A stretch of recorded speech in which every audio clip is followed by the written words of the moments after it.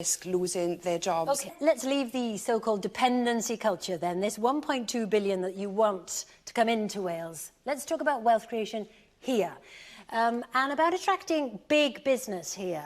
Are you comfortable with big businesses moving in? Yes, we need to have a strategy for big business to come into Wales, but that can't be the entire sum of our strategy. And I think where we've made a mistake in the past is by overemphasising the inward investment strategy. I used to work in the Bosch factory. That attracted an awful lot of public money, and yes, it employed people while it was here. But because wages were cheaper elsewhere, they upped sticks and left. And it didn't just affect the people who were working in that factory, it affected the supply firms around as well. Your priority is not the Admirals, the Amazons, you know, the big names that are coming to Wales and creating jobs, you know, Airbus, you know, these big names. Of course, they're vitally important to the Welsh... We don't hear you talk a lot about them, do we? Well, they're vitally important to the Welsh economy, but our argument is that there's been an overemphasis on attracting inward investment firms in the past. We can't build the Welsh economy on the basis of low wages. We have to do something different, and there are models elsewhere by using the resources that we have ourselves to improve our own situation. Now, we know you're in favour of redistribution of wealth. You're a socialist. That is your passion. That's your conviction. So I just wonder if you're morally uncomfortable with rich people. I'm not morally uncomfortable with rich people at all. We need to have people who are rich because they pay, or they should pay, more in taxes into the tax pot. And without people paying into the tax pot and creating the wealth, then we have no public sector at all. So more of them in Wales? Yes, I do want more of them in Wales, because I want more people to be able to help us create jobs. But I also want to invest in those kinds of firms that invest their profits back into the company as well. So we've put forward, for example, having a government-owned arm's-length energy company in order to provide cheaper bills for people. Yeah, but just back to the rich people, one way of getting more companies into Wales would be to lower the top rate of tax for well-off people. Now, if there is the devolution of income tax, we don't want to get into that, but if it comes, why not lower it? Adam Price within your own party suggested that. Why not do that to get the economy going? There is an ongoing debate about this within Plaid Cymru and in wider society. But of course, the aim has to be to maximise the resources in the tax pot. And we don't have tax raising powers yet. We have no idea what the state of economy, the state of the economy will be like when we get them. So in order to, for us to put out our tax policy now on income tax powers that we don't even have would be a little bit premature, I'd suggest. So you wouldn't rule out lowering them? Well, it's a debate that we need to have, I'd say. There are other alternatives and other ways of maximising your resources in the tax pot, and that has to be your aim. And I go back to, you know, we know you well as an advocate of fairness, of social justice, the valleys, communities. Is it a bit of a nostalgic view of Wales that you have? We don't see Leanne pushing forward the cities and the dynamos that will really invigorate the Welsh economy. I try to speak on behalf of all communities in Wales, be that our city communities, our valley communities, those in the north and the middle of the country as well, of course.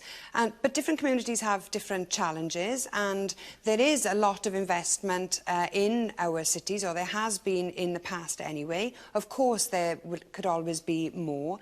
But when you have a situation whereby your one part of the country is doing very well and other parts are not doing so well, there's a real danger of replicating the same model that we have on the UK state basis, where London and the South East overheats to the detriment of other parts of the UK. Let's talk briefly then about immigration. Should we have more immigration into Wales? In some key sectors, yes, we probably should. There are some jobs and skills that we need, and for example, we've got a shortage of doctors in the health service. We've got fewer doctors per head of the population here in Wales than many other EU countries, and part of the reason for Labour's insistence on ploughing ahead with its centralisation programme is a shortage of doctors, and one of the reasons for the shortage of doctors is a rule that was brought in under the previous Labour government to restrict doctors coming from the Indian subcontinent. Yeah, and you said that last night, and some people have expressed a bit of surprise. They're trained in India, and you're going to nab them. Well, of course, India need those doctors. Doctors are needed in India as well, and we do need to train enough doctors to meet our own needs here, but it takes a long time to train a doctor. So in the interim, it makes sense for us to do what we can to raise the numbers of doctors we have here in Wales. In some communities... That's not socially just, though, is it? I mean, have you told India, you know, produce more doctors for Wales? No, and you make a fair point about India's needs. There's no doubt about that. But there are people who want to come here to gain valuable experience and then go back home to treat the home populations. But the point is, we don't have enough doctors. There's a level of denial about that from the Welsh Government, but the impact of that means that services are being removed from people's homes. Yes, and every party in this election is promising more doctors, so you won't be unique on that. Let's talk about the deal then. I think we're actually the only party that's putting forward a concrete plan, a costed plan, you're right. to They would all introduce say 1,000 doctors into the Welsh NHS. Yeah, and some are offering 8,000 across the UK and so forth. Let's come to the deal then, because this is what this election is all about for you, closing a deal. You've promised to really be there at the top table. How are you going to do that? If you don't get this 1.2 billion, and in the 2 debates now, Ed Miliband has looked you in the eye and said, no, it's not available, where's the deal? I was disappointed to see the leader of the opposition effectively close the door on the ability to provide an alternative government to this deeply damaging Tory-led government. And let's be under no illusion. There's a risk that under the worst-case scenario, after this election, there could be a UKIP-Tory coalition. And there was an offer on the table last night to the leader of the opposition to come together with other progressive parties to put an alternative to that. Now, I asked him to put forward an emergency budget which would end Tory cuts. Yes, but he's closing the door, and it's a very irresponsible thing to do. You won't be there at the top table. You won't get your 1.2 billion. You won't be there, and you've closed the door on the Tories. So Plaid Cymru, let's be honest, you're not going to be at the top table, are you? I don't accept that. There's every chance that there'll be a hung parliament after this election. We don't know what but you want your 1.2 billion, or would you be there without it? Well, we want to achieve parity of resources for Wales. And he's not going to give it to you. We also have a number of other priorities. The point is, if he wants to be Prime Minister, and if he's serious about wanting to end and stop another Tory government, then he has every opportunity to do that. Yes, but let's get down to detail here. You want the 1.2 billion. He's saying no. You've closed the door on David Cameron. He might offer it, but you've closed the door already there. People in Wales would not accept Plaid Cymru or any other party doing a deal with the Conservatives.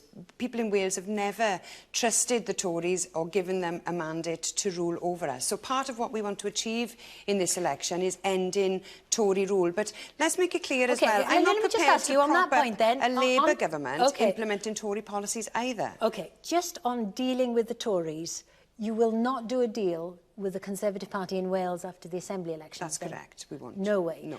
You're promising to be First Minister. You need the Tories to make... They're the only party who can make you First Minister. That's not true. I don't accept the premise of your question at all there. We're in a different era of politics now. Gone are the days where majority government is the only way to, or a coalition government even, is the only way to run things. Just take a look at Scotland and the way that Scotland was governed after 2007. The SNP government ran a minority government there, and yes, they worked with others in order to get their legislation and budgets through, but they were a minority government operating in their own right. So no deal with the Tories in Westminster, definitely no deal with the Tories in Cardiff Bay next year. You're hoping for a minority government. That's how you will be First Minister. Well, we work with others, but not the Tories, and we certainly wouldn't work with any UKIP Assembly members.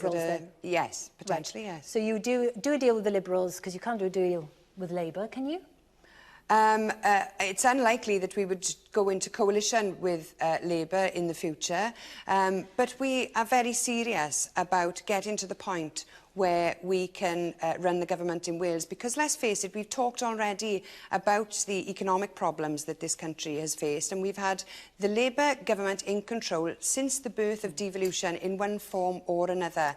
And if we're to break the logjam, and if we are to do things differently in Wales, we have to have a different government. Right, let's go back to these negotiations and the Westminster Government then. 3 MPs, and 1.2 billion pounds, that's what, £400,000 per vote. You're putting a big price, aren't you? Well, you're assuming we're only going to get 3 MPs after this election. If you're 4, then what will you be? 300 million? Well, it depends. Per vote. They'll go to the DUP, they'll go to the SDLP, they're cheaper. It depends on the numbers. We don't know what the vote will produce yet. We have to wait until people have their say.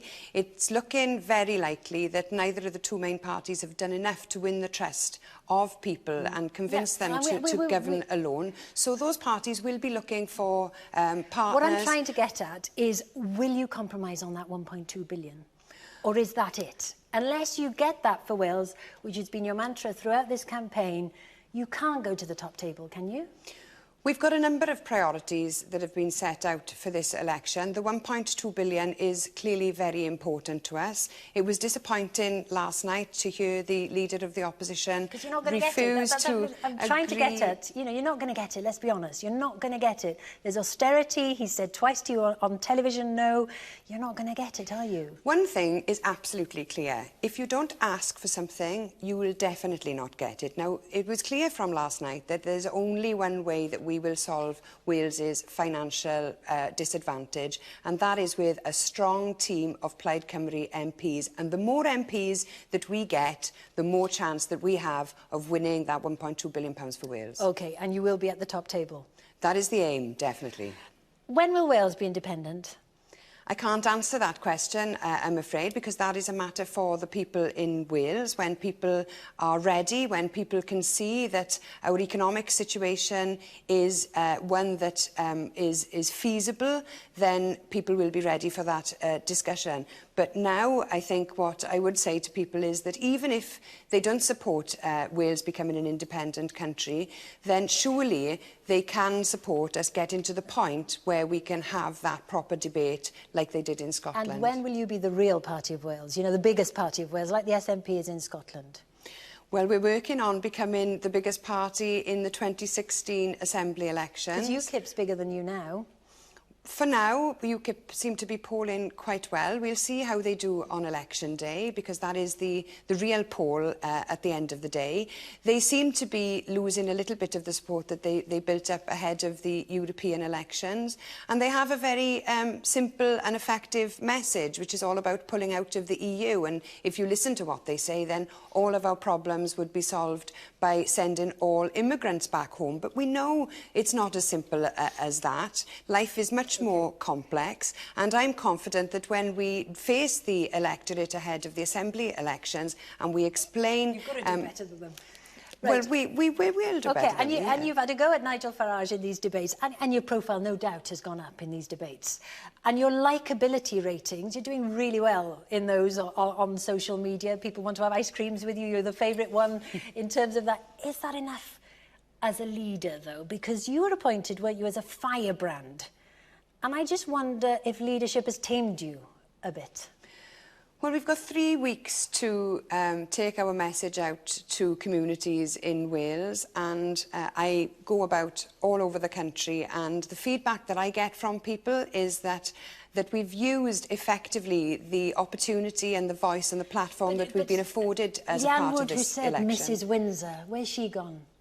Well, she's still here. I'm still exactly the same person that I've always been. Well, I'm the leader of a political party now, and I speak on behalf of my membership, and I have to temper my remarks in that sense. But, you know, my views are the same as they've always been, and I do feel that I feel very strongly in favour of equality, and I would really like every child in Wales to be able to aspire to be the head of state. Why not? Now, finally, you're a feminist, you're a socialist, you're a nationalist, you're a Republican. If you had to choose one of those words, which would it be? I don't think I can choose one of those words, really. I mean, there's a lot of ist words there, and there are other words that you could use to describe me as well. I'm not able to pick one, to rank one over the other, I think. They all form part of my political makeup. Leanne Wood, thank you very much. Diolch yn fawr. Diolch.